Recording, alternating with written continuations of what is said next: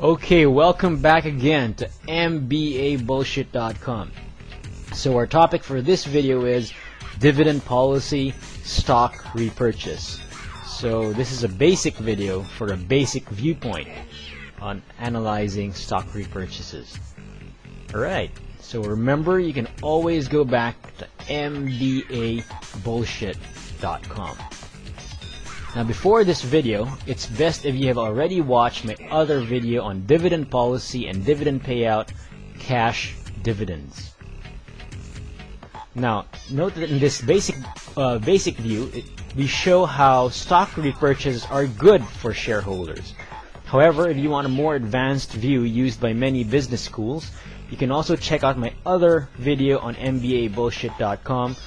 Dividend policy, stock repurchase does not help shareholders.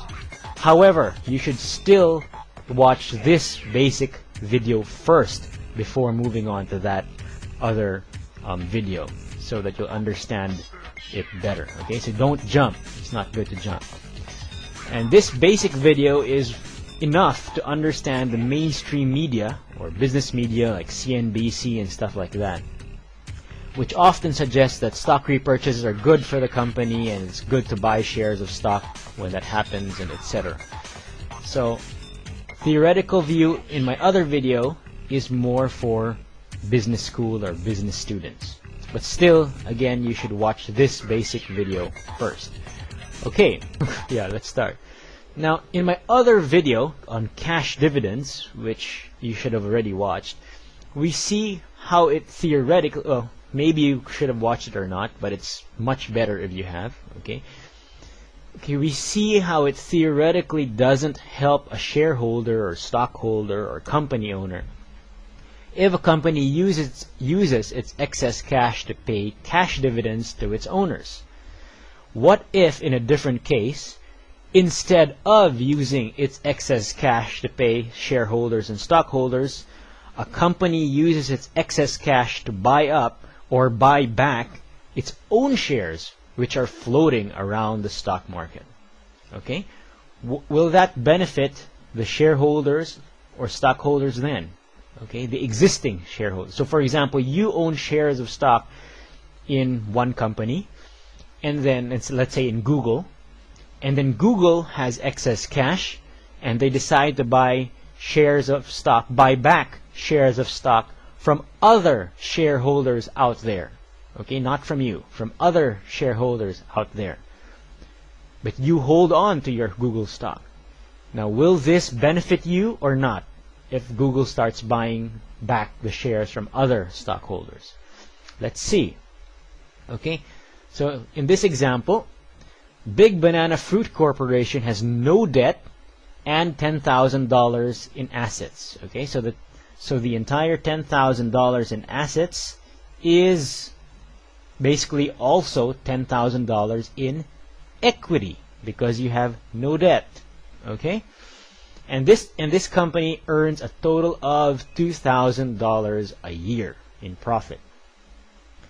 The company has 10 shares of stock, meaning that each share of stock earns $200 per year. Okay, 2,000 divided by 10 equals 200.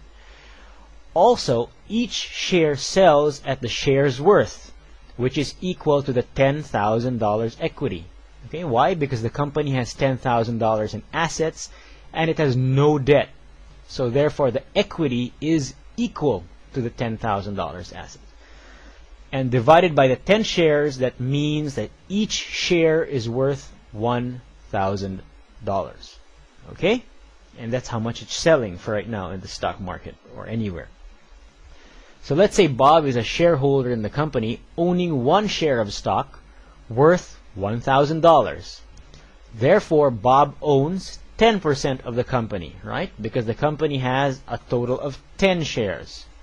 So Bob owns 1 out of 10 shares, so that's 10% of the company. Another shareholder, Harry, owns 2 shares of stock worth $2,000 or 20% of the company. Okay? Now the company decides to use 2,000 of its cash to buy back its own company shares, or 2 shares, from Harry. 2 shares from Harry. Okay. Now, where does the company get this $2,000 cash? Remember, the company has $4,000 cash in total. So they just need to get part of that, or $2,000, to pay for Harry's 2 shares of stock. Okay? They want to buy it from Harry. Okay. However, Bob will still remain as a shareholder with only 1 share of stock. But now there will only be 8 shares of stock left floating in the market. Okay? Why are there only 8 shares of stock left? Because in the past there were 10 shares of stock, but 2 shares of stock were owned by Harry, but now the company buys back these 2 shares of stock, so there are only 8 shares of stock left floating around in the market. Okay? So Bob, with this 1 share out of 8, will soon own 12.5% of the company instead of his original 10%. Why? Because 1 share out of 8 is equal to 12.5%. Originally,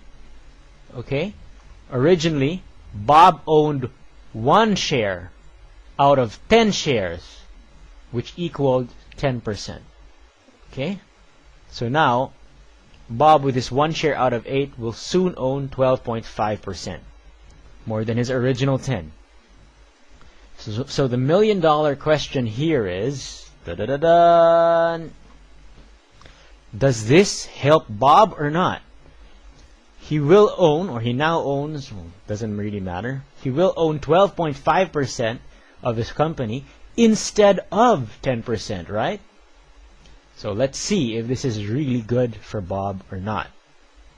So let's look at it from a basic view of earnings per share. Let's say this all happens between Monday and Tuesday of the week, just so that you can see the time progression, what happens in time. Okay, let's say Tuesday, let's say it happens on Tuesday and Wednesday, okay?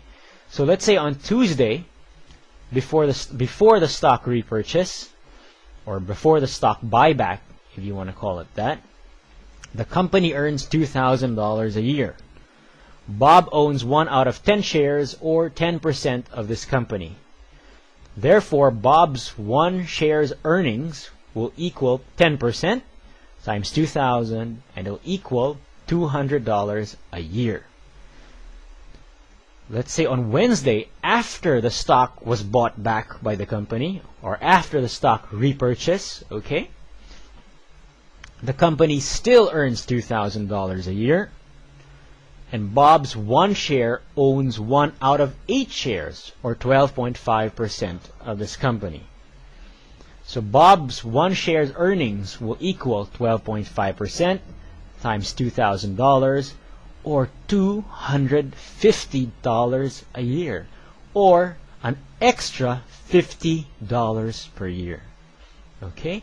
So as you can see here, Bob didn't have to do anything. He didn't have to invest anything extra, and yet his earnings went up. See? Wow, isn't that great? So therefore, our basic conclusion is that stock repurchases are good for shareholders. Alright? Now, take note that this is a basic conclusion, and in more advanced, or whatever, more theoretical, if you want to call it, viewpoints, some authors and gurus and teachers theorize that it actually doesn't help Bob to do this stock repurchase thing, even if his earnings per share goes up.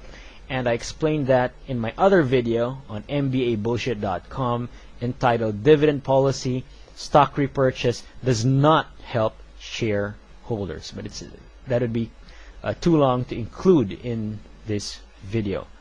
Okay, so for this video, oh, by the way, and like I said, this video, this basic view is more than enough to understand the mainstream media when they talk about these stock repurchases. Alright, so I hope you learned something. Remember to share it if you like it. On Twitter, we are MBAbullshit. Facebook.com/MBAbullshit for Facebook. And please just forward our YouTube links on your email. So have a great day, and goodbye. Cut.